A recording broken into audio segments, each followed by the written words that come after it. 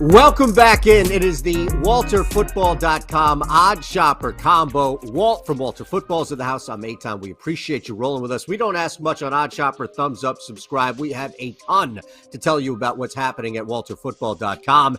It is the final week 18, but the 17th game for the NFL squads around the league. And Walt, we have a lot from playoffs to drama to tragic to everything that's happened last week wrapped up in one. So eager to see how you see this schedule coming up. 2-3 last week, can't go 5-0 every week. So we kind of gloss over that, but you've been on fire for the season. Yeah, it's a big week coming up for us here. I think I'm tied for 85th in the contest, so pretty much close to the money. And in the mini contest, I'm tied for second. So with a good week, I'll maybe take first. So looking forward to it. And I've been thinking about these games all week. Like, it's all I've been thinking about. So, yeah, looking forward to this card. All right, 2 games on Saturday. You have both of them. Let's start in chronological order.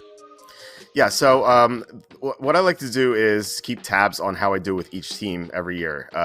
And there are some teams I can't read. I'll admit it, like the Commanders. I think I'm like 4-11-1 in their games this year. But with the Chiefs, I'm 14-2 against the spread. And it's not like rocket science here. I just fade them every week. It's because they don't cover these high spreads. They just can't put together a full game. And look at the results. I mean, they almost lost to the Broncos twice. They beat the Raiders at home by 1. They went to overtime against the Titans and Malik Willis. This team just doesn't cover high spreads, and this is another high spread. I don't see why the Chiefs will suddenly win by double digits against the Raiders, who were very competitive last week. I thought there was a chance that they would just quit after Derek Carr left, but with Jarrett Stidham, he would look better than Derek Carr somehow. They really tried hard, and this I think this could be their Super Bowl. So I think the Raiders fight the Chiefs hard, and I've been asking this to everyone, and no one has gotten the right answer. So I'm curious if you can get it. Don't count on me then. If you're asking smart people and they're not getting it, don't count on me, man. Well, how many games have the Raiders lost by more than 7 this year? How many do you think? So they've played 16 games. And see, I know to never lay points on the road with Carr and McDaniels and combine that. So I'm going to say of the 16 games, they've lost 11 by less than a touchdown. Okay. Total guess. Yeah. Well, they've only lost by 7 or more once this year, which is kind of crazy. Okay.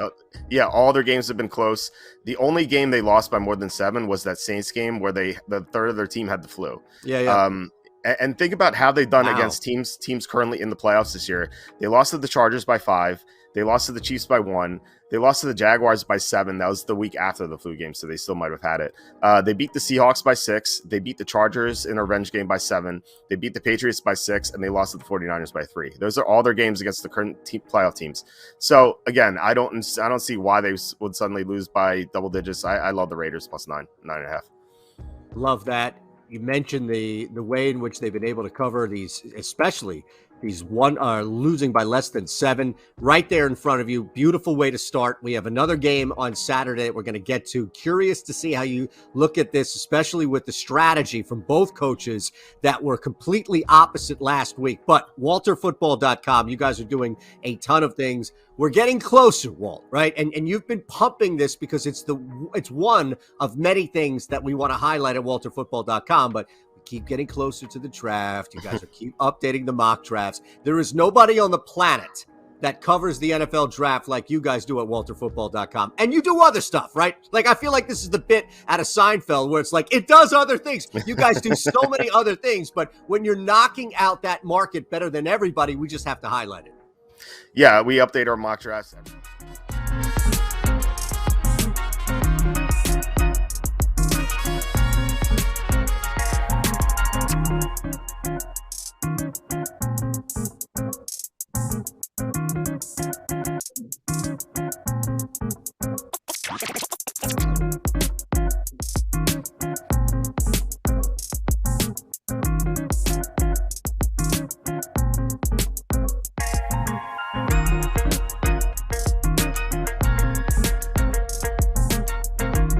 Welcome to the Week 18 NFL Tournament Strategy Show for the Saturday 2-game slate. This show is sponsored by Prize Picks.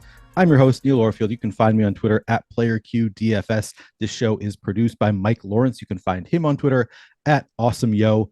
And of course, I'm joined as usual by the DFS GOAT himself, Alex Baker. You can find him on Twitter at AwesomeODFS. As I said, the show is sponsored by Prize Picks, which offers daily prop-based contests. While you're coming in, please remember to give us a like and subscribe so you can keep up with all of our shows, DFS offers, giveaways, and much more. Once you subscribe, hit that notification button to get alerts when our shows go live. Don't forget to sign up for the Stokastic Hall of Fame as well by changing your avatar on DraftKings and FanDuel. Download the Stokastic avatar from stokastic.com/avatar. Place in the top 3 of a contest with over 5,000 contestants. Tweet the win to at Stokastic HOF account on Twitter if you have a Twitter, or email us with your screenshot, and you will win a free month of Stokastic Plus Platinum. You'll also get a shout out from Lofty in our weekly Hall of Fame segment. Alex, how are you doing today? What's up, man? Doing pretty good. It's interesting little 2-game slate they got for us this year on week 18. Usually week 18, tough one because we're trying to figure out like all the playoff implications, but these 2 games, it seems like they're pretty cut and dry. So it should be pretty interesting. What are you thinking? Yeah, it's pretty standard. We've got 2 teams that absolutely are going to be going all out in Tennessee, in Jacksonville. They're playing straight up. Kansas City needs a win to secure the number 1 seed, I believe. I actually haven't looked at how things have changed with all the new things moving around in the NFL. I don't know if we have the news yet, but they're going to be playing to win, and Las Vegas has absolutely nothing to play for. They've already benched Derek Carr for the year, so it's pretty straightforward. We know which teams have something to play for. Maybe Las Vegas, it's a little bit not a little bit murkier what they're going to do here, if they're going to give Josh Jacobs full run. Of course, he doesn't have a contract. He's not on the team currently for next year, so no idea how they're going to play it. But for the most part, it's clearer than most slates. You want to talk some just general strategy for a 2-game slate to start? Sure. Yeah, I think. Okay. Yeah. So I brought up just a few general questions, and of course, throughout the show, I'm sure we'll come up with more differing strategies for a 2-game slate. But like generally on a full slate, I probably won't play any offensive players versus my defense. On a 2-game slate, what do you set the max at? Like how many players are you willing to play against your defense? I don't know if I like stack versus the defense, but other than that, I'm fine. As long as it's not quarterback versus defense, I'm fine with however many players, I think, just because like there's a good chance that none of the defenses do much this weekend. So I think that we're not like needing an outlier score defense. So the correlations really aren't a huge factor. Okay, but you are not willing to play your quarterback against your defense. Probably not. I don't want to. I mean, it definitely can work, like the Colts versus Vikings game a few weeks ago. That was it's like quarterback versus opposing defense was the best lineups, but like usually, like if there's no defensive touchdowns, we're counting on sacks and interceptions and turnovers to get points. And I think that if you take away those points for like only allowing 10 points from the other team, like usually there's not much scoring. So okay, I wouldn't pick quarterback versus defense because we're really hoping for some touchdowns there. Yeah, for sure. Okay, and then how many players from a team? So outside of just against the opposing defense, on DraftKings, you're allowed to play up to 4 players from a single team. Normally on a full slate, I think I set my max at like 4 players from a single team. But on a 2-game slate, are you willing to play up to 6 players from one team? If they're all good plays, I wouldn't rule it out. Like, there does become some situations where it's hard to really picture what kind of box score would get you there. So it's definitely not something I'm gonna like try to do is just like really have 6 players from one team and only 2 from another team, but it's not really something I'm avoiding either. I feel like we saw it win last year, maybe the year before. We saw the full onslaught. I want to say it was a Bills game. I'm not totally sure about that though. So it can win occasionally. So maybe definitely not something I'm doing on a full slate, but you could, play 6 players from a team. What about how much are you stacking your quarterbacks? Like, are you, on a full slate? I know you've advocated for generally it's better to pair your quarterback with multiple pass catchers. Is that something you're doing on a 2-game slate? Are you more inclined to stack your quarterbacks more or less, or just the same as usual? Yeah, I'd say I definitely want to stack more on a 2-game slate. So at least 2 players from the same team, like probably 3 to be honest. But it's just like if like okay, so there's really one team that you can't really pick a ton of pass catchers, which is Tennessee this weekend. I just don't think they're going to have a ton of passing volume.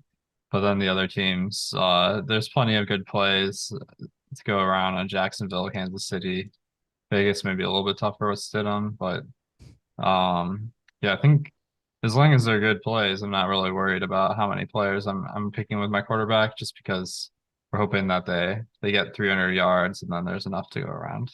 You don't have a lot of faith in Josh Dobbs after he was slinging it last week. Yeah, I think they're probably just gonna try to give the ball to Derrick Henry is my best guess, but we'll see what happens. Yeah. And then of course Jarrett Stidham actually had a pretty good game last week also, but I don't think the larger sample size probably not. I don't have much faith in Jarrett Stidham, but who knows? I guess we'll see. All right, let's jump in and talk about some quarterbacks. We've only got 4 on this slate. I assume you're not going to any backup quarterbacks on a 2-game slate. So let's start at the top. Who do you like out of these 4? Who is your favorite? Who do you think is the first quarterback? Actually, we'll save that. We're going to do a top stack segment at the end. So let's just give me a little rundown of these 4 quarterbacks. Who you like? Is there anybody that you're not playing this from this game, from this slate? Tell me a little about your interest here.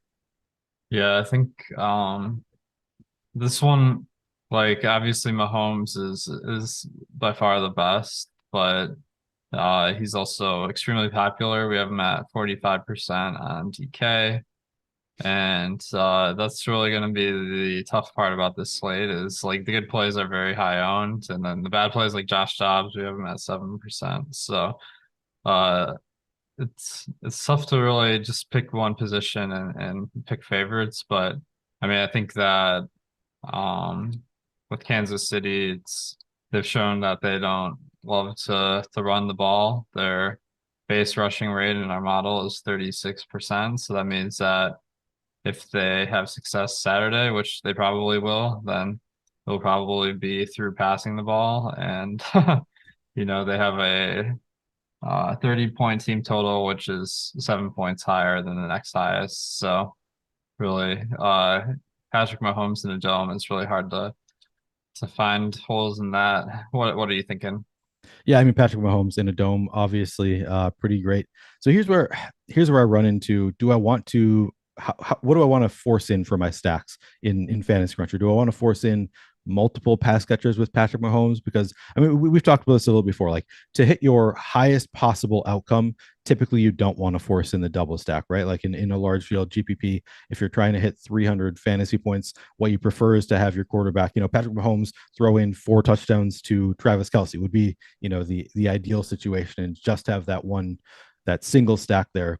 But you've said also that, in large field GPPs, you typically prefer to double stack because, I mean, you don't really need the optimal lineup typically in a large field GPP. But is that the case on a 2-game slate? Like, do you think it's more likely here that we do need the optimal lineup? I guess you've already said that you're more inclined to overly stack than underly stack. Is that what you're going to be doing with Mahomes here? Do you think you'll force in a double stack? Yeah, I think so there are a few threads here. One, I think that on a 2-game slate, there's like a lot of different possible combinations of players still. So the chance Okay. of like duplicating someone else's lineup exactly is somewhat low unless you really go for all the optimal lineup build or something like that. So I'm not as worried about like completely duping someone else's lineup. And one of the ways I'm going to get different is like you take all these ways that people normally build lineups, so stack 1, stack 2, and then rule out defense versus your offensive players. And like once you impose those constraints, like you're limiting the number of lineups a lot. So I think on 2-game slate, if I'm thinking that a 3 or 4-man stack isn't worse than 2-man and less people are doing it because they're just kind of building lineups how they normally do, then that's usually what I think the best strategy is. And then maybe having an offensive player versus your defense, because you're gonna be different from a lot of the field who's not really putting a ton of thought into their lineups, which that's a lot of people. So how do you generally set those constraints on 2-game slate? Yeah, so on a 2-game slate, so I guess I differ from you in that I don't set any rules that would preclude my quarterback against the opposing defense, which I don't know how often I run into it anyway. But you'd have to go in and actually make groups in Fantasy Cruncher to preclude that. I just say up to 3 against my quarterback. Of course, if you are double stacking, you could just say at most 2 players against your defense, and that's one way to group that out. But typically, I don't group that out. Yeah, I was actually going to ask you, like, so on a 2-game slate, I've been meaning to look into this a little bit, but sometimes the places that I look for, like how other people have approached slates, the salaries seem to be wrong sometimes in these 2-game slates. So I always wonder, do a lot of the pros leave salary on the table on a 2-game slate, like we do a lot of pros do in Showdown? Not all, but many do on like a Showdown slate. And I'm curious how you compare a Showdown versus 2-game slate. It sounds like you're not concerned with duplication, so probably you're less inclined to intentionally leave salary on the table, or at least not force it in. Yeah, I think there's a big difference between leaving a K on the table versus several thousand. And like the problem with leaving salary on the table is that, like, without using that upper cap of 50K or 60K on FanDuel, there's a lot of different combinations of players that can beat you when you have your players do well. So like the chance of hitting the absolute optimal lineup is pretty low. And then like if you're leaving money on the table, that's just a lot of ways people can beat you. So I don't generally recommend leaving a ton of money on the table. The only like kind of exception to that would be if you just like stack up a team like Tennessee where like everyone is cheap. Like say you stack Dobbs, you stack uh and Robert Woods and Treylon Burks and Chig Okonkwo. It's like you're gonna have a lot of money left. So it might be hard to spend all your salary. So you can make up for some of that with like the stacking, but if it's just like I'm trying to save money by playing Josh Jacobs versus Derrick Henry. Well, that's not a great example. Let's say Isaiah Pacheco versus Derrick Henry. It's like the chance of that working out in your favor with Pacheco outscoring like Henry, outscoring Travis Etienne, and outscoring um, Josh Jacobs, that's pretty low. Yeah.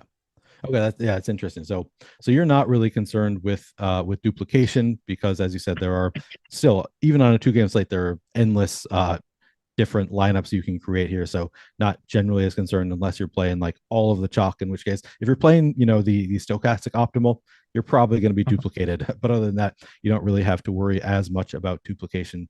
So that's a good point. Yeah, it's never been something that I've forced, and I've been thinking about whether I should change my process to leave some salary on the table, but maybe I'm disinclined, having talked about it a little bit.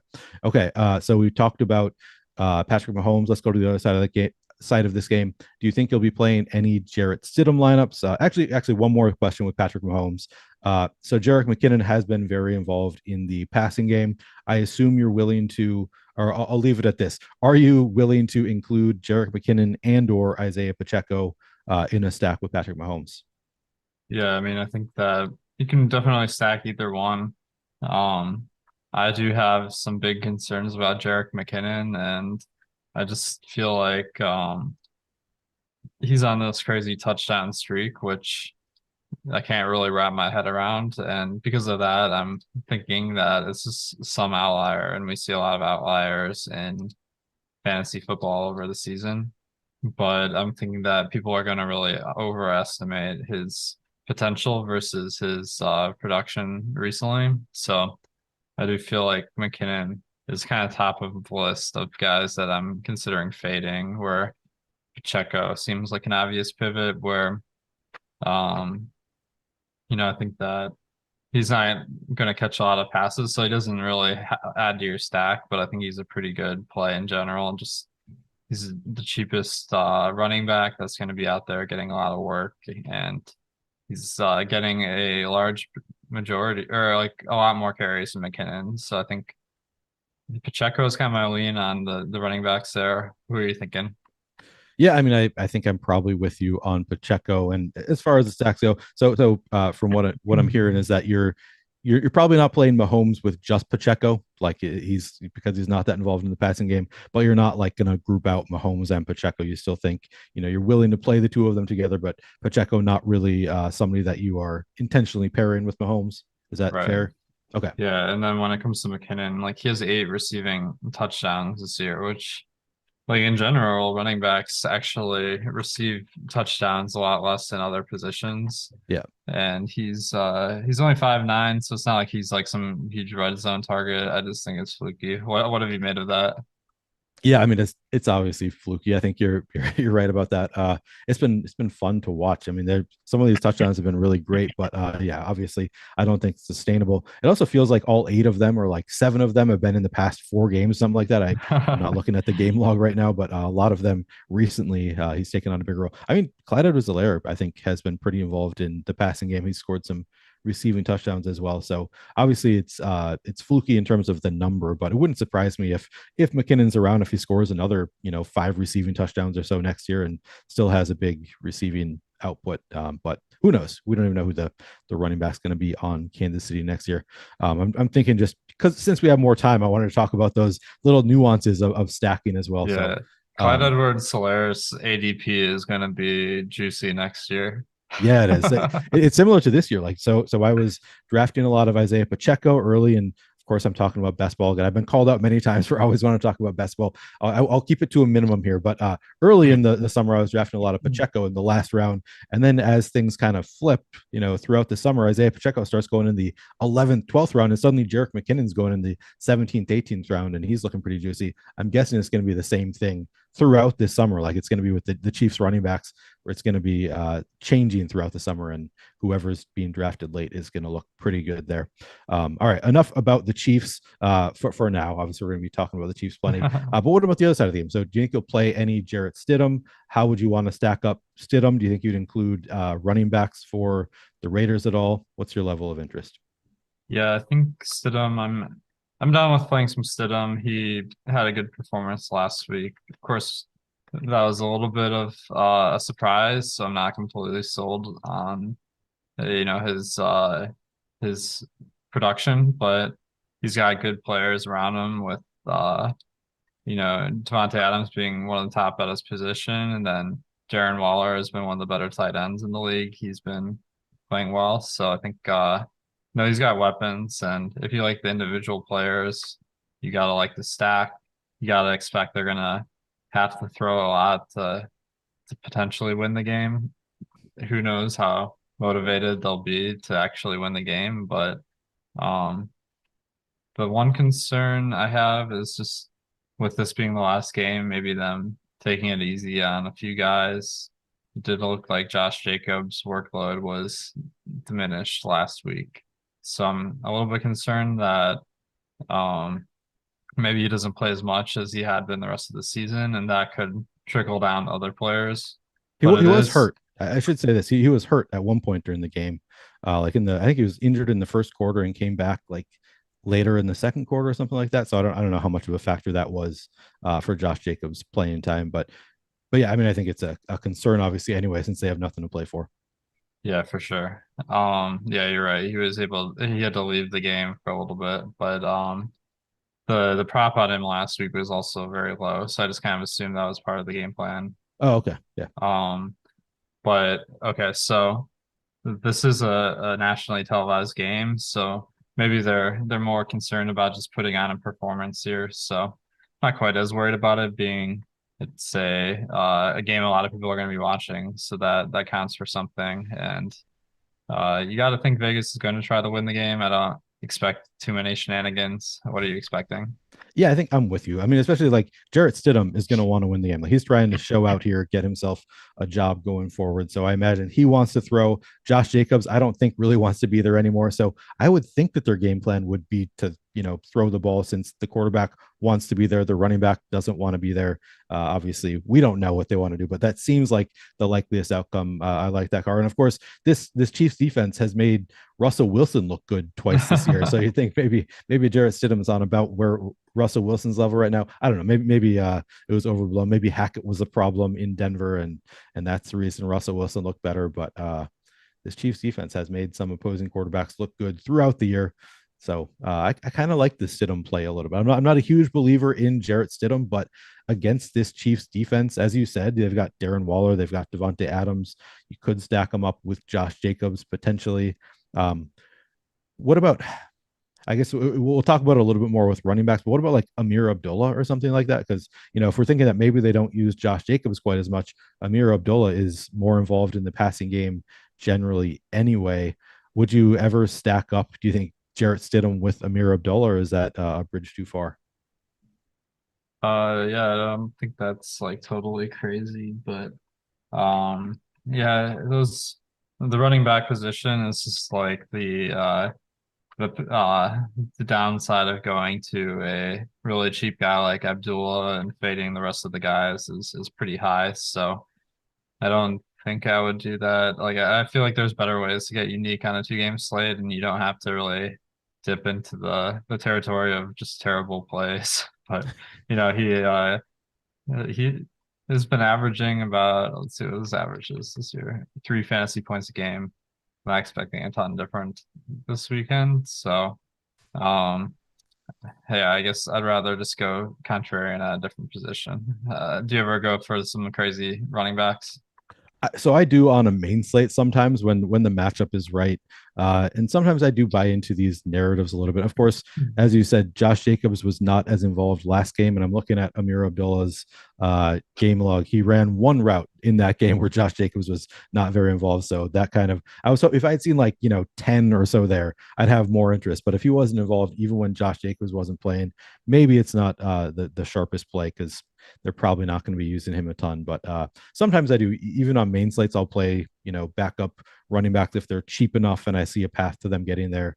And on a 2-game slate, certainly I would be inclined to make some of those plays like closer to a showdown kind of play. But in this particular situation, I'm not sure if I'm going to want to go to Amir Abdullah unless we get some kind of news before the game tomorrow that Josh Jacobs is going to be limited. They don't want to use him, that kind of thing. Then maybe I'll try to think about playing Amir Abdullah, but probably not going there as things stand right now. All right. Well, then, so we've talked about the early game quarterbacks a little bit. In the later game, we've got Josh Dobbs versus Trevor Lawrence. Both have some rushing upside, I would say.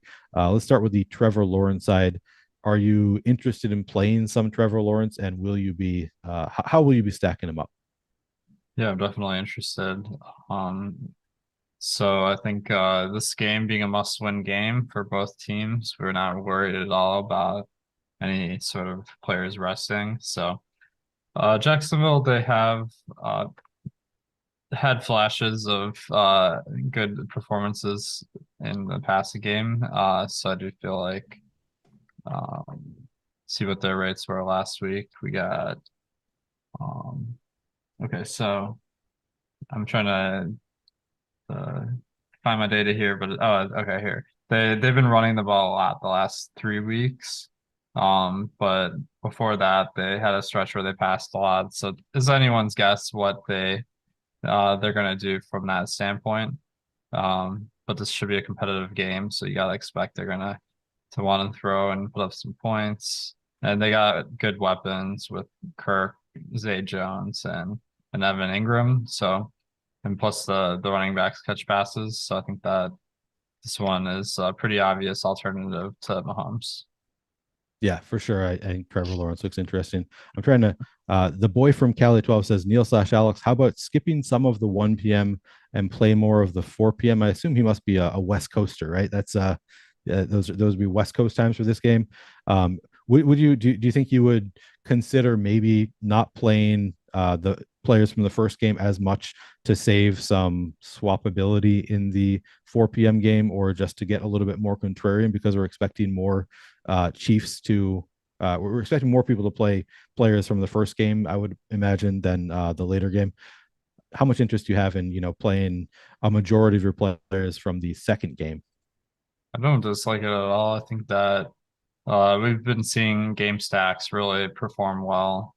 So I don't think that yeah, I think everyone's gonna think Kansas City is gonna have a lot of fantasy production, but it could be limited to one player or two players. So you could just throw in Pacheco, hope he has a 3 touchdown game, and Vegas doesn't do a ton, and then just pick all your other players from Tennessee and Jacksonville is totally a reasonable strategy on a 2-game slate. You heard it here first. Isaiah Pacheco going to score 3 touchdowns. Lock it in. That's Alex's prediction. No, I'm kidding. Okay. What about the other side? So Josh Dobbs, he didn't really do much on the ground last week. He was, obviously the Showdown slate. So I talked about it a bit. He had incredible rushing stats in college. Hasn't really shown it as much in the NFL. Of course, in the first quarter of that game, he busts off a 25-yard run that got called back due to penalty, and then didn't really do much for the rest of the game. He had, what did he have? He had 7, no, that's not right, 12 rushing yards on 3 carries last week. So did not really show much on the ground. Are you going to be playing any Josh Dobbs naked? Are you going to be playing him with just one pass catcher, forcing in 2? How do you think you'll play Josh Dobbs here? Josh Dobbs if at all. Interesting because you're taking a team that is very run heavy. On the year, they've run the ball, let's see here, on average 48% of the time on neutral game scripts. That's well above the league average of about 40%. So I think that when you throw in a backup quarterback who he wasn't on the team until like a couple weeks ago, I think he got signed off the Lions practice squad or something like that. Yeah. And you gotta question what kind of understanding he has of the playbook in Tennessee. And then the fact that Derrick Henry didn't play in last game and he's playing this game. Right. I just feel like their plan is going to be give to Derrick Henry the ball. Like you could see 30 carries easily for Henry and just not a lot of passing attempts. So I do feel like Josh Dobbs is a pretty easy fade, even despite the low ownership. What are you thinking? Yeah, it is worth noting that the Titans have a 16.5 implied team total, the lowest on the slate by far. So I would think that probably means Vegas has the same lean as you, that they're going to be going to Derrick Henry more and trying to slow the game down a bit. Yeah, I think that's a good call. What do we have? I'm going to look up Dobbs' ownership real quick. We've got Dobbs at 6.8% ownership. See, that's where I start just seeing that low of ownership. I start to have some interest because it's 6.8%. Maybe I will want to single stack him in my Dobbs lineups. We have him. So I'm reading the top stack school right now. We have Dobbs projected for 6.8% ownership with a 3.5% chance of Tennessee having the top stack, but a 12.9% chance of being the top point per dollar stack. Do you think there's enough expensive players, like guys that you want to pay up for on the slate, that it makes it worth it to play a stack that has a 12.9% chance of being the top value stack? Like, do you think you can make good lineups with Josh Dobbs if you throw in like a Devontae Adams, Travis Kelce, some of the more expensive players on the slate? Do you think that there are ways to make good lineups with Josh Dobbs? Yeah, I think there's always like good ways to make lineups like with any player. So I don't want to rule out Josh Dobbs, but in general, the path to success with these teams that throw the ball a lot less is a lot more narrow, because basically you need Jacksonville to have a big performance and Tennessee to have like increased passing volume as a result. Or you could see it like Josh Dobbs just have insane efficiency somehow, but I'm not going to bank on that, right? So I think it's like we're hoping Jacksonville has a big day. So it would definitely be a game stack, I think. But then is he going to outscore Trevor Lawrence? That part is a lot tougher in this scenario. So that's kind of why I kind of reached the conclusion that maybe Josh Dobbs is a little bit of a tough roster.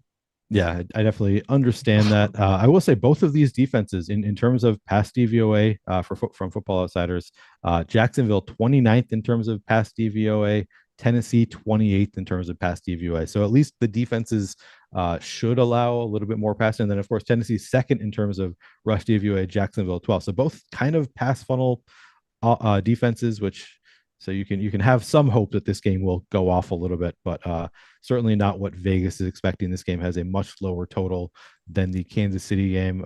Kansas City, I'll just go through the implied team totals. We've got Kansas City at 31 implied team total. Jacksonville is actually second with a 23 implied team total, but then Vegas right behind them with 21.5 and Tennessee at 16.5. So definitely the second game expected to be much lower scoring, and in particular, this Tennessee team not expected to put up many points. I think that I have a little bit more interest in you just because I can't get it out of my head that maybe Josh Dobbs has that rushing upside still that he showed in college, which of course was 6 years ago at this point. So maybe it's a little bit of wishful thinking for me that he's going to revert to that form a little bit. But just seeing that 125-yard run that got called back, I think maybe he's got some upside there, but maybe it's a little bit of a thin play.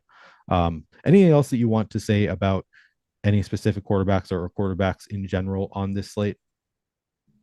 I just want to mention, because I'm sure people are thinking of it, is that there's a pretty significant chance that Dobbs gets benched for Malik Willis at some point during the game if he's not performing.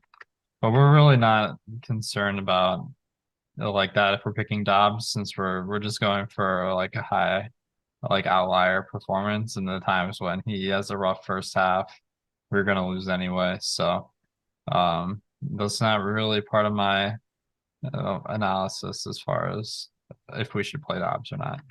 Yeah, and you've made this point many times on these shows, and I think it's a really good point that I hadn't really thought about before. But if you're playing somebody in a GPP, you're assuming that they're going to play well, right? So you're assuming that Josh Dobbs is going to play well, and that's not going to happen. Obviously, it adds a little bit of risk, but not a huge factor here.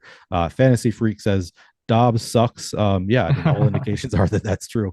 But I have more interest than you, and it looks like more interest than anybody in chat in playing some Dobbs just because he's going to be so low owned. But I don't know. It's definitely a little bit of a thin play. All right. Let's talk a little bit about the lineup generator tool. And Mike, if you could pull up the lineup generator so we can talk about it a little bit, I'd appreciate that. Let's talk about, we're going to look at the some showdown lineups for the Kansas City Las Vegas game tomorrow, and talk about the tool a little bit. Our cutting edge algorithms analyze player data and trends to help you make the best choices for your lineups. I know, Alex, I believe every lineup that we put into the lineup generator we have found to be plus EV. We've back tested them. We've determined that all of these lineups are plus EV lineups. Is that correct? Yeah, I think what we do is it works differently for Showdown, I should mention. So in the main slate, we're taking all the best lineups, and we're throwing out the ones we don't think meet minimum criteria for being a good lineup, and you get to pick between all the remaining lineups. In Showdown, like the context of what makes the lineup good or not is a lot more difficult. So we're throwing away low projected lineups, but you can still go wrong by duping too much. So that's where the ownership comes in, and you're trying to decide like is in the Showdown version, the ownership bar represents the number of dupes expected, and we're trying to balance that versus the field size. That's awesome. So it's not just like player ownership; it's about the actual dupes of the lineup itself. Yeah. It looks like is Mike. Okay. All right, so he's got a lineup pulled up here, and let's talk about this lineup real quick. So this one using 47,700 in salary, so clearly avoiding some dupes by leaving salary on the table. We've got Patrick Mahomes at captain, paired with Juju Smith-Schuster and Marquez Valdes-Scantling and Noah Gray. So a lot of positive correlation there. And then on the bring back, we've got Devontae Adams and Hunter Renfrow. I like this lineup. What do you think? It looks like it's correlated well. It leaves some salary on the table, some low owned plays. And I mean, Noah Gray, I guess, being the one that is looking like he's probably going to be low owned. What do you think about this lineup, Alex? Yeah, definitely. I think it's pretty solid. No defense or kicker. So like I feel like I always want to get at least one of those in my lineup. But other than that, I think it's pretty good. Yeah, defense kicker always some of the better value plays on Showdown slates, and Alex has been beating that drum for years now. It seems like the field is starting to catch on just because it's been winning every single slate this year. So it has a defense or kicker in it. But yeah, it's definitely an interesting lineup. Mike, can you do discard and show us one more? I would probably keep this line or keep. I don't know. Yeah. Okay, so now this one, you'll love this one, Alex. It's got Chiefs defense at captain. Oh. And then in the flex, we've got Jarrett Stidham with Devontae Adams, and Travis Kelce. You'll love this part too. It's got Isaiah Pacheco, no Jerick McKinnon, Marquez Valdez-Scantling in there as well. What do you think about this one? This one is pretty interesting, I'd say. Like one thing we're not, we have a new enhancement for game script coming out real soon, so make sure to stay tuned for that. I'm trying to think of what game script this would work in, where Travis Kelce and MVS both have good games, but the Chiefs defense is the highest scorer.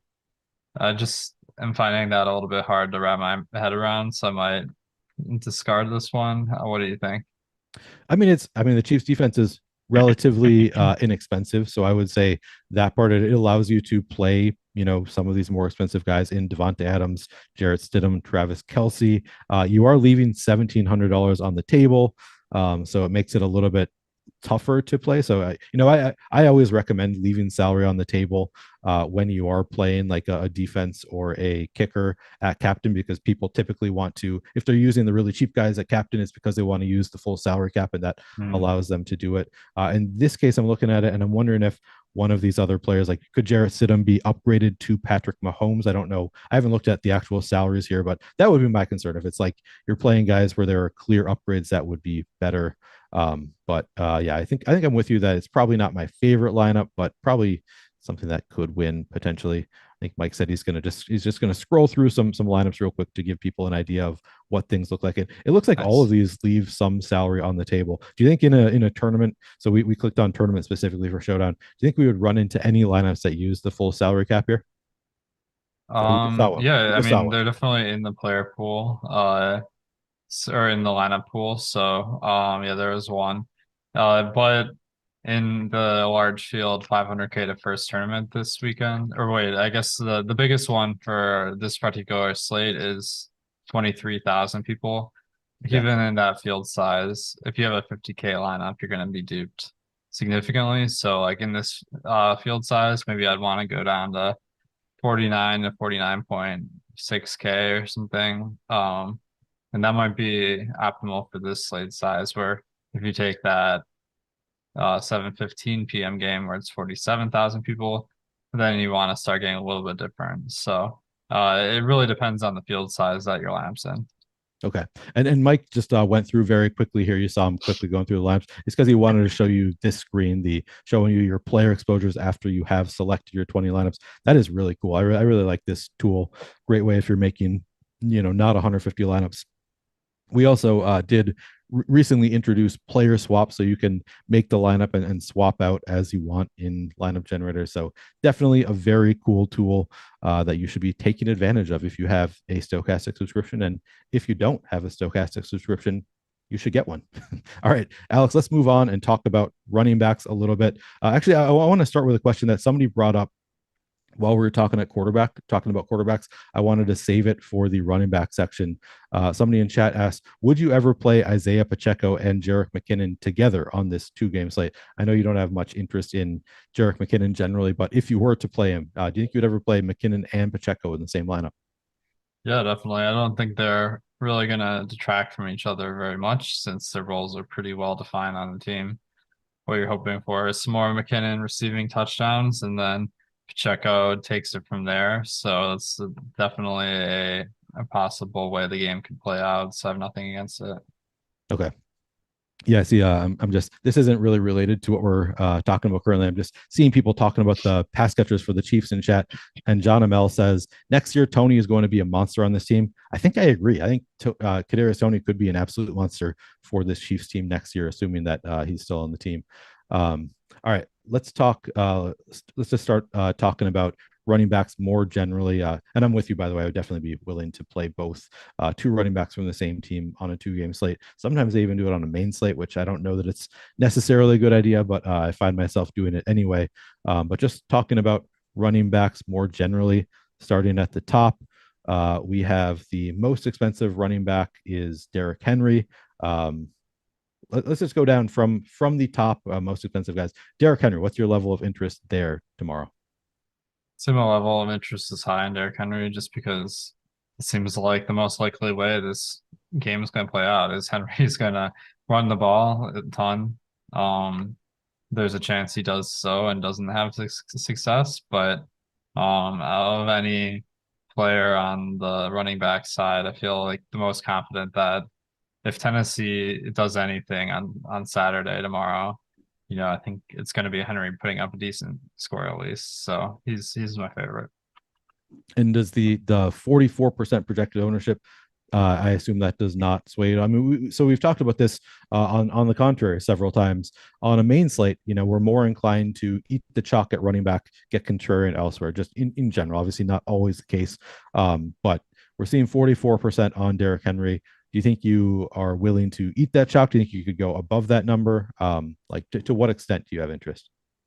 Yeah, that doesn't really throw me off of Derrick Henry. I mean, he's by far my favorite of the guys. So I'm kind of, if I'm playing him, I'm going to try to get a little different elsewhere. Okay. Moving down the list, we've got Josh Jacobs at 7,400. I know you had concerns that maybe they're not trying to utilize him quite as much. They have nothing to play for at this point. Is that enough that you're not going to be playing Josh Jacobs, or do you think you're going to come in under the field at 37%? What's your level of interest there? I'd say, I mean, I think the interest is moderate, but he's probably third on my list after Henry and ATN. So I think with Jacobs, we're a little bit worried that maybe they ease up on his workload a little bit. If Zamir White is active for this one and he's been a full participant, that gives them a little bit more reason to give someone else some work here, because Zamir White's the rookie. They drafted him in the 4th round, and just getting a little bit more chance to see how he plays since he's missed the last 2 weeks. I think that could be a pretty reasonable thing that could happen. So I have a little bit more concern with Jacobs. Okay, well then let me ask you on the flip side then. So if you think if Zamir White is active, it's a 2-game slate. Would you consider playing Zamir White? I think you could play Zamir White. What you're hoping for is Josh Jacobs gets injured in that case, because you're going to need a pretty good fantasy score to have a winning lineup here. And I'm just updating the projection form. We have him at about 3 fantasy points. Not not anything particularly confidence inspiring, but yeah, I probably won't play him, to be honest, but I don't think it's the craziest idea. Okay, and I was actually before you brought up Zamir White, I was remembering that Brandon Bolden was they used him a lot when Josh Jacobs was down last week. If Zamir White is out, would you consider playing Brandon Bolden, or is it kind of the same analysis that you just gave for Zamir White? It doesn't look like he has any injury status, so I wouldn't play Brandon Bolden just because I feel like Bolden's a vet. He's not gonna be someone they really care about playing. Right. Yeah, they don't have any real interest to see what they have in Brandon Bolden. They already know what they have. Okay, you said the other running back that you have most interest in outside of Derrick Henry is Travis Etienne. We've got him at 49% projected ownership. Do you think you're going to be getting above that number? What's your kind of level of interest? Yeah, I think above the number. I guess my general lean is the second game is a lot better for running backs than the first game. And there's only really 5 running backs you can play, so the ownership of one being 50%, that's just slightly higher than average. So ETN, the thing I like about ETN is on the draft screen, it's kind of like pulling you in a different direction, because he's not averaged a lot of fantasy points this year, and the defensive matchup versus running back for Tennessee is a little bit tougher than the other teams, but like I don't think that stat has particularly much value. So I feel like ETN is going to be the guy that maybe comes in a little bit lower than he should. Okay. I'm seeing just going back to Josh Jacobs for a second. Everyone hates Chris says Jacobs is going to be a free agent and he's trying to get a big contract. He is definitely playing for that tomorrow. What do you think about that? Do you think Josh Jacobs, I mean, I guess my inclination here is Well, he's kind of already shown it this year, right? He's been great all year. So he's probably more concerned about getting hurt than showing out this game. But do you see it differently? Do you think that he is going to be, playing more and he's willing to play a full workload because he wants to show the league what he has, or do you think he's trying to avoid injury?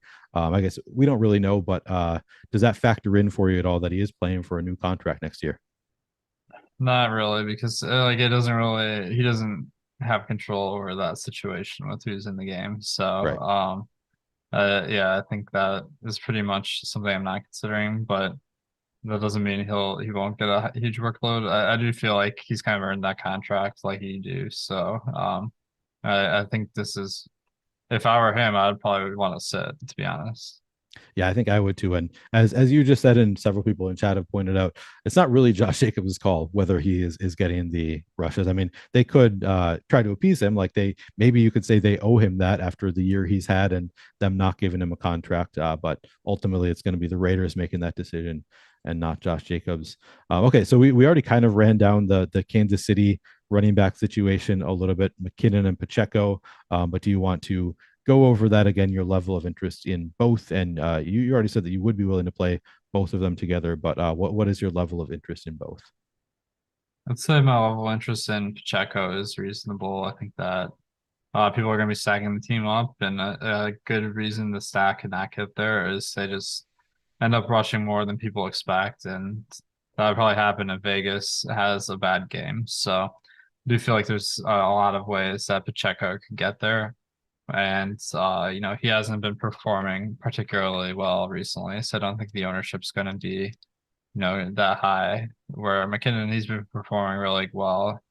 I think the ownership's probably going to be higher, and I think he's not as likely to get there, even though his projection is a little bit higher. Okay. Any other running backs that you want to touch on here? No, I think we Okay. covered them. All right, yeah, I think there it's a 2-game slate. We don't have that many options. I think we've covered them all pretty well. So now let me tell you about our sponsor, Prize Picks. Click the link in the description below to get 1 free month of Stokastic Plus Platinum and up to $100 deposit match bonus when you sign up and make a deposit with Prize Picks. I said the link below. If you are live streaming this, I'm guessing that Mike is going to be able to throw it into chat as well. The link to Prize Picks. Prize Picks offers daily prop-based contests. There are no sharks, optimizers, or mass entries. You enter a 5-player lineup, you can net up to 10x your entry fee. And of course, in Prize Picks, you're not just doing one sport at a time. You can use your knowledge of multiple sports at the same time. And this is a great time to do so with NBA, NFL, NHL, all these sports going on at once. You can really take advantage of multiple sports in Prize Picks. All right, let's move on and talk about wide receivers a little bit. Of course, we've already gone over quarterbacks, so we can probably go over wide receivers relatively quickly here because we kind of covered them already while we're talking about quarterbacks. But let's start at the top once again, Alex. Who do you like as far as wide receivers at the top end of salary? We've got Davante Adams. Oh man, we really only have hadn't thought about this. Davante Adams 8,800, and then it drops down to Christian Kirk, the number 2 receiver at 6,200. So let's start with just Davante Adams, a tier by himself. What's your level of interest there? I think he's perfectly fine, but coming off this huge performance with Stidham, I feel like people are going to overrate his chance of going off in this game. And I think our null hypothesis still is Stidham isn't that good. It's probably a downgrade from Carr and Adams. They might have to pass a lot to try to win the game, but there are a lot of ways that he doesn't really pay off the salary. So it's not my favorite way to go to roster him. But he definitely stands out as the highest projected of anyone. Okay. Next down the list, we've got 3 more players over 5,000. Christian Kirk and Zay Jones for the Jaguars, and then Juju Smith-Schuster in between them. Let's talk about these 3 together. Who do you like the best of these 3? What's your level of interest? Christian Kirk, Juju, and Zay Jones. I'd say Kirk is probably my favorite. I think he's been really on a cold streak recently. one thing I noticed is that Tennessee has been giving up a ton to wide receivers. That's more of a negative than anything because I think people are going to see that and want to play Kirk, want to play Zay Jones. So that maybe pulls me in the direction of Juju Smith-Schuster. But I feel like the um, the amount people are going to play Zay Jones is probably going to be higher than Kirk, and that's an easy pivot because I feel like he's not as good a play for the salary, but I think that he's definitely their number one receiver still. Okay, so Kirk number one. Between Juju and Zay, do you have a ranking there, or is it just lineup dependent? I think it does depend on the quarterback a little bit, but Juju, I'd say, is number two. Zay Jones, I still see him as a little bit of a boom bust option. And if you go in his game log, that seems to be like what's been materialized recently. He's been under 5 fantasy points at or under 5 in 3 of the last five games and over 20 in 2 of the last 5 games. So it's been a wild ride with Zay Jones, but I feel like Juju Smith-Schuster, he's the number one receiver in Kansas City. There's a couple injuries that benefit him a little bit. So one status I'm looking out for is McCole Hardman. If he plays this week, I think he's trending towards actually it looks like it's pretty unclear if he's going to play or not. I don't know if it makes a huge difference, but that's just one note because Sky Moore is already out. All right, that's a good point. Sky Moore out, Mecole Hardman kind of up in the air here. It's interesting looking at the ownership. The 4 highest owned wide receivers are also the 4 most expensive wide receivers. Kind of makes sense. People are just going to want to click in those names, use the salary where they can. But now let's talk about let's group them all together. Every other wide receiver on the slate is 3,000 to 4,300. Tell me about your level of interest in all of these receivers. And with the Kansas City guys, I don't know how much Mecole Hardman, his status plays into your level of interest in guys in like Kadarius Toney, but you can touch on that as well. Yeah, I don't have a huge lane between the sub 4K or around 4K guys. They all seem to be projected about the same. So you got a huge bucket of those guys. That's probably as low as I'd go. I'm probably not going to play McCole Hardman, Kadarius Toney, or Justin Watson because I feel like this is too unclear, like how much each one is going to play individually. But of the other guys, which include Renfro, Woods, Marvin Jones, Mac Hollins, and Treylon Burks, I think they're all, pretty reasonable. Sorry, did you say that you are going to some MVS? Yeah, MVS. He's definitely the guy on Kansas City that I have the most confidence in this range. And then the other 3 guys, it's pretty unclear if any of them are going to get significant workloads. Okay, and that just touching on it, if Mecole Hardman is ruled out, then would you consider playing Justin Watson or Kadarius Toney?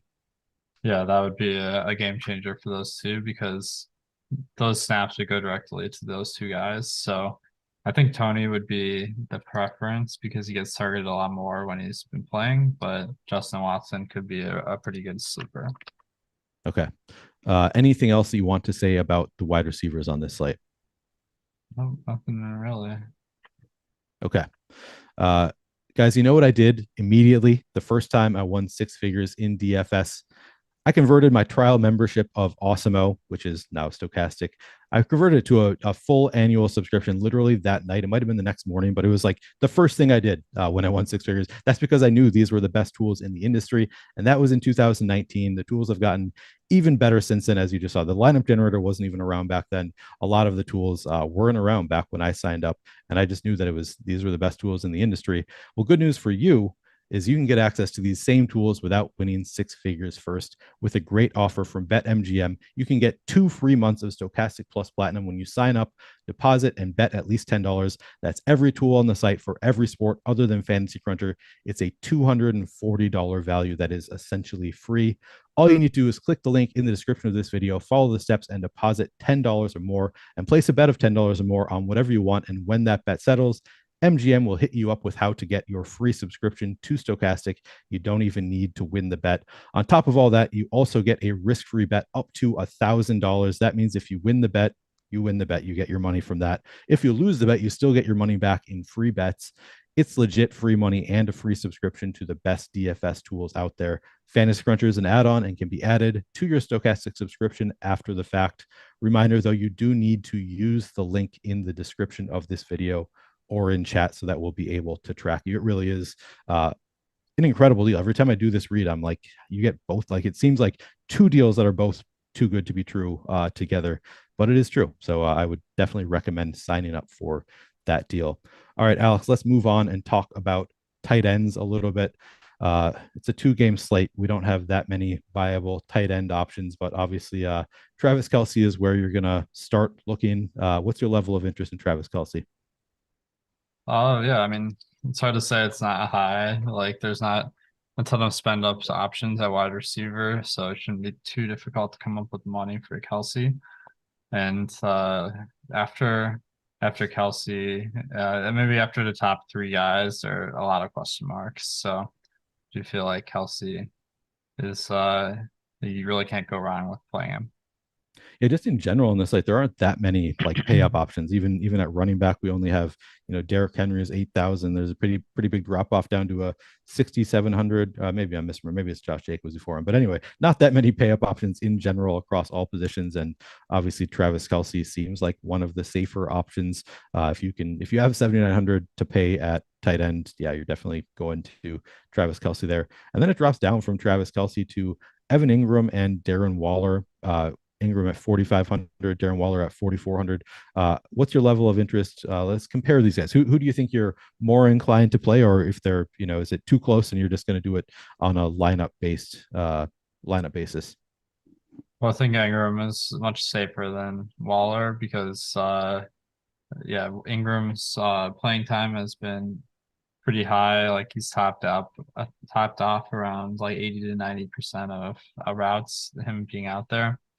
Where Waller has been playing between 60 and 70%, and Ingram has been getting targeted more than Waller. So them being about the same price, I'm definitely leaning towards Ingram.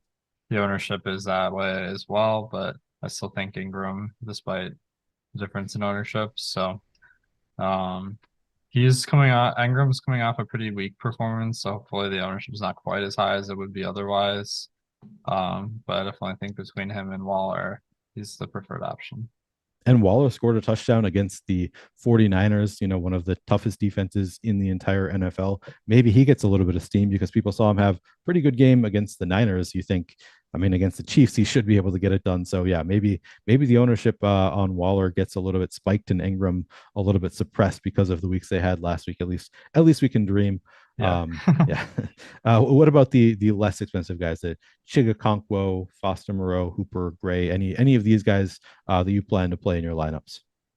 Probably lean towards Hooper over Okonkwo. I feel like Okonkwo gets targeted a little bit more, but I'm much more confident in Hooper's playing time, just because, like, obviously tight ends, they're out there for blocking a lot of the time, and I feel like Okonkwo is more of a receiving tight end. So I feel like Hooper is a lot safer, especially now that they have their full wide receiver trio back. In the last 2 games, Okonkwo's playing time has gone down significantly. So I feel like there's a chance he doesn't play that much. So Hooper, I don't have that concern at all. So I'm going with Hooper. All right, I like it.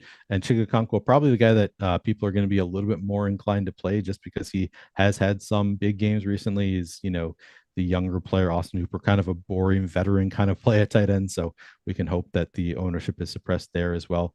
Any other tight ends that you want to talk about?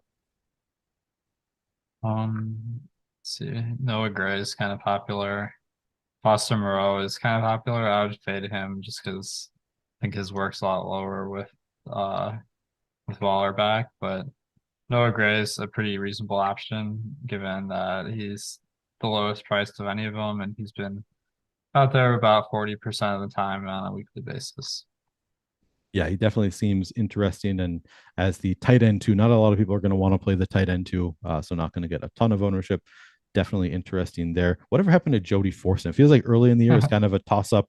Jody Forston and Noah Gray, and Noah Gray just seems to have won the TE2 battle. Is that Well, he's just injured, oh, so he's injured. Okay. he got put in the IR 2 weeks ago. All right. I missed that. Okay. That explains it then. Noah Gray just taking on the Jody Fortson playing time as well.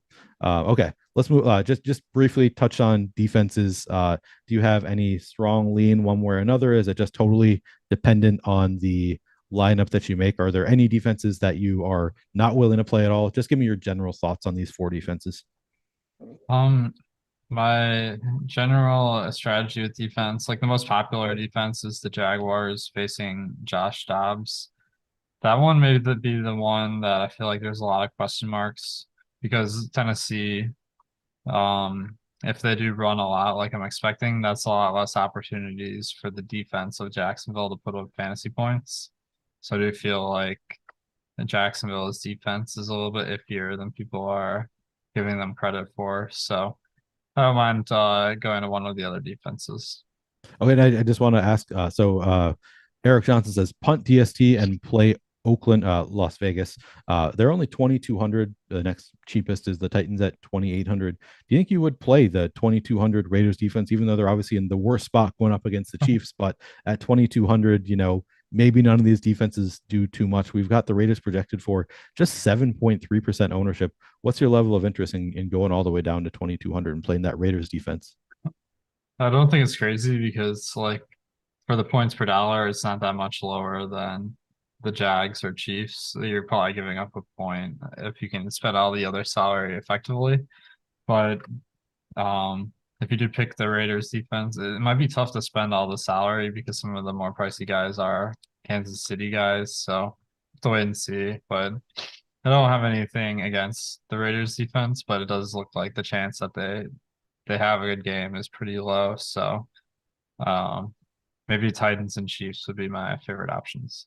Okay, so here is where we differ. Is I'm willing to pay up and play Mahomes and Kelsey against the Raiders defense. Oh, nice. Sounds like you're not as inclined to do that. I don't know. Maybe that's a place where you could consider getting contrarian by playing the two. Obviously, it's a little bit of a thin play to play the Chiefs stack against the Raiders, but honestly, it is something that I would consider, and that's where you can use full salary, and not a lot of people are going to do it. But yeah, definitely a little bit thin. What about okay? All right, so we'll move on from defenses and just talk stacks real quickly. Let's say you're doing a single entry, you're just making one lineup. Who's your favorite stack to go to in a GPP?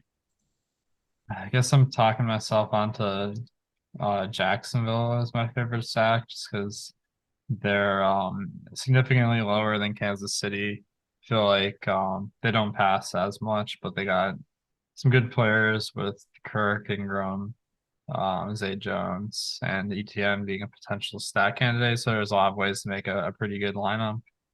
So I think I also like Derrick Henry, and Jacksonville having the pass is correlated with Henry being successful. So that's kind of the way I'm leaning, where if Kansas City is the winning stack, it's a little bit tougher to figure out the rest of your lineup. Which one's your favorite this weekend?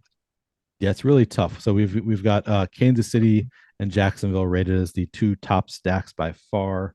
I think I'm probably with you on Trevor Lawrence. Honestly, I have levels of interest in every single one of these stacks, so it's really hard to choose. I think if I'm playing just one lineup, though, honestly, if it's single entry, I might actually consider, and I know people are going to call me an idiot for this. I might consider doing the Jarrett Stidham Las Vegas stack with Darren Waller and a Devontae Adams, just because the Kansas City defense, if Las Vegas decides they want to win this game, they're probably going to be throwing the ball a lot.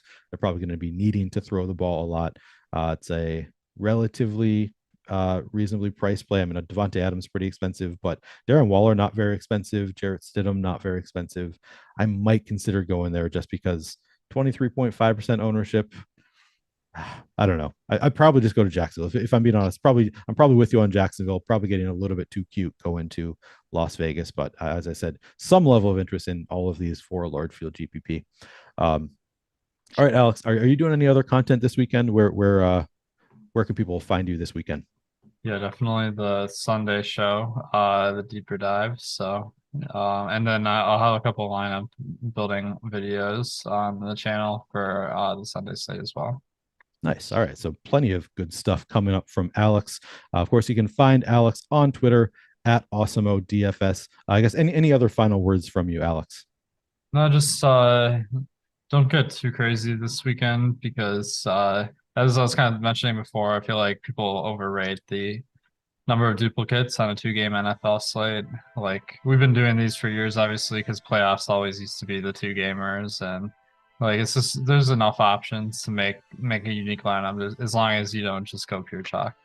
Okay, that is very good to hear for me as somebody who has been thinking about leaving salary on the table, getting super weird.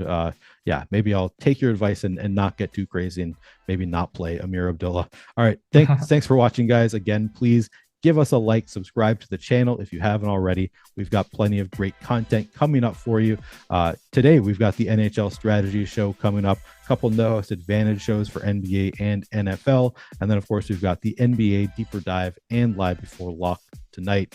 So stick around the channel. Thanks again for watching and good luck this weekend.